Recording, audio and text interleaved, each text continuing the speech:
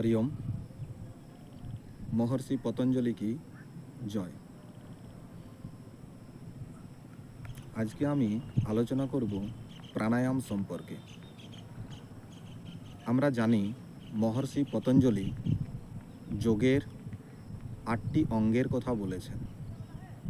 সেই 8টি অঙ্গ হল যম, নিয়ম, আসন, প্রাণায়াম, প্রত্যাহার, ধারণা, ধ্যান এবং সমাধি। এই 8টি অঙ্গের মধ্যে চতুর্থ অঙ্গ হল প্রাণায়াম। প্রাণায়াম কথাটি প্রাণ এবং আয়াম এই দুটি শব্দ নিয়ে গঠিত। প্রাণ কথার অর্থ হলো প্রাণবায়ু এবং আয়াম কথার অর্থ হলো সঞ্চালন। অর্থাৎ প্রাণায়াম কথার অর্থ হলো শ্বাসবায়ুর সঞ্চালন। এই শ্বাসবায়ুর সঞ্চালনকে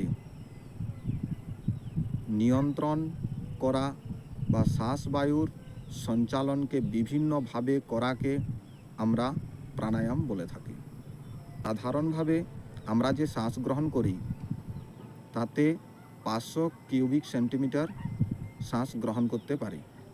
কিন্তু যদি আমি নিয়মিত প্রাণায়ামের অভ্যাস করতে থাকি, এই প্রাণায়াম অভ্যাসের কারণে আমরা 3000 কিউবিক সেন্টিমিটার পর্যন্ত শ্বাসবায়ু ধরে রাখার ক্ষমতা অর্জন করতে পারব।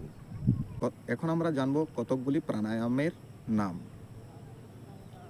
যেমন কপালভাতি প্রাণায়াম, শীতকারী প্রাণায়াম, উজ্জায়ী প্রাণায়াম, অনুলোম বিলোম প্রাণায়াম, সূর্যভেদী প্রাণায়াম, চন্দ্রভেদী প্রাণায়াম, ত্রিবন্ধ প্রাণায়াম, শীতলী প্রাণায়াম বিখ্যাত।